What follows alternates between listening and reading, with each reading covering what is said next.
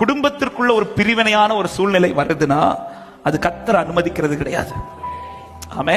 இன்னைக்கு பலர் என்ன நினைச்சிட்டு கர்த்தர் ஒருவேளை இப்படி என்ன அனுமதிச்சிருக்கிறார், அப்படி அனுமதிக்க மாட்டார். குடும்பத்தை பிரிக்கத்தக்கதா, கணவன் மனைவிக்குள்ள ஒரு உறவை பிரிக்கத்தக்கதாய், அல்லது பெற்றோர் பிள்ளைகளுக்குள்ள ஒரு உறவை பிரிக்கத்தக்கதாய் கர்த்தர் எந்த ஒரு சோதனையும் அனுமதிக்க மாட்டார். சொல்லுவதற்கான வயசு எனக்கு கிடையாது. ஆனாலும் கர்த்தருடைய பலிபீடத்திலிருந்து ஊழியக்காரன் இந்த வார்த்தையை பேசிக் கொண்டிருக்கிறேன். நான் பேசல, ஆவியானவர் பேச வைத்துக் கொண்டிருக்கிறேன். புருஷன் மனைவிக்குள்ள ஒரு பிரச்சனை, ஒரு பிரிவினை போல ஒரு சூழ்நிலை வருதுன்னா ஆமா, உடனே ஒரு தேவ பிள்ளை முழங்கார் போட்டு ஜெபிக்கணும். இது கர்த்தர் அனுமதிப்பது அல்ல.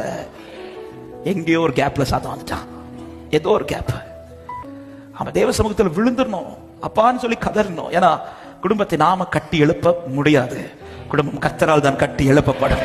இயேசுவின் நாமத்தில் இப்படிப்பட்ட எந்த ஒரு அந்தகார கிரியையும் நம்முடைய குடும்பங்களிலே வராமல் இருப்பதாக சத்தமாய் ஆமென் சொல்லுங்க பார்க்கலாம். ஆமே. இன்னொரு அன்பான காரியத்தை சொல்ல விரும்ப, இப்போ உங்களுக்கும் புருஷனுக்கும் இடையில ஒரு பிரச்சனை வருது, அல்லது உங்க மனைவிக்கு இடையில பிரச்சனை வருது, அல்லது பிள்ளைகள் பெற்றோருக்கு இடையில ஒரு பிரச்சனை வருது. இந்த பிரச்சனை உங்க சர்க்கிளோட இருக்கணும். இந்த விஷயம் உங்க சர்க்கிளை தாண்டி யார்கிட்டையும் போகக்கூடாது. உங்க பேரண்ட்ஸ் கிட்டையும் போகக்கூடாது, உங்க பாஸ்டர் கிட்டையும் போகக்கூடாது, உங்க விசுவாசிகள்கிட்டையும் போகக்கூடாது. அது ஒரே ஒருத்தர் மட்டும்தான் போயிட்டு பாஸ்டர் ஜெபிக்க, பாஸ்டர் ஃபேமிலியில் பிரச்சனை இருக்கு ஜெபிங்க. விசுவாசிகள் இருப்பாங்க, அவங்கள்ட்ட உங்களுக்கு தெரிஞ்சவங்க ஜெபிக்கிறது, அவங்க கிட்ட போய் எங்களுக்காக ஜெபிச்சுக்கோங்க இப்படி சொல்லி முடிச்சிடணும், மேலோட்டமா முடிச்சிடணும். எல்லாம் ஏ டு இசை விவரிச்சுட்டு இருக்க கூடாது. இன்னைக்கு நிறைய பேருடைய சின்ன பிரச்சனை பெரிதாக ரீசன் சொல்ல வேண்டியவற்றை சொல்லாம சொல்லக்கூடாதவர்கள்ட்ட சொன்னதினால். சொல்ல வேண்டியவற்றை சொல்லுங்க, சொல்லக்கூடாதவற்றை சொல்லாதீங்க. ஜெபிக்க கேளுங்க. பாஸ்டர் எனக்காக ஜெபிச்சுக்கோங்க, என் குடும்பத்தில் பிரச்சனை. விசுவாசிகள்ட்ட சொல்றீங்களா, பாஸ்டர் சிஸ்டர் ஜெபிச்சுக்கோங்க. உடனே அவங்க துருவி கேட்பாங்க, என்ன பிரச்சனை கேட்பாங்க. துருவி கேட்கிற மக்கள்கிட்ட தயவு செஞ்சு வாயை திறந்துடாதீங்க, அவங்க தான் உங்களுக்கான மாலை மலர்.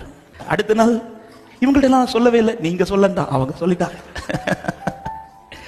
அவன் பாரப்படுற நிறைய குடும்பத்தில் இது இருக்கிறதுனால அவன் எல்லாத்தையும் ஓபன் பண்ணி சொல்ற நம்பிக்கையான ஒரே இடம் அப்பா சமூகம் மட்டும்தான். அங்க சொல்ல சொல்யூஷன் வரும். ஆமே, அங்க சொல்ல சொல்யூஷன் வரும், ப்ராப்ளம் கம்மியாகும். வேற எங்க போய் நீங்க சொன்னீங்கனால சொல்யூஷன் கிடைக்காது, ப்ராப்ளம் அதிகமா இருக்கு. அவர்கிட்ட சொல்லுங்க, ஓப்பனா பேசுங்க. ஆமா, நாம அவர்கிட்ட எல்லாம் ஒன்னும் சொல்ல மாட்டேன். அவர்கிட்ட நீரெல்லாம் பாக்குறீங்க, உமக்கு எல்லாம் தெரியும் ஆண்டவரே, நான் என்ன அல்றேனும் உங்களுக்கு தெரியும், நீங்களே பார்த்து செய்யுங்க. என்னத்தை பார்த்து செய்யறது?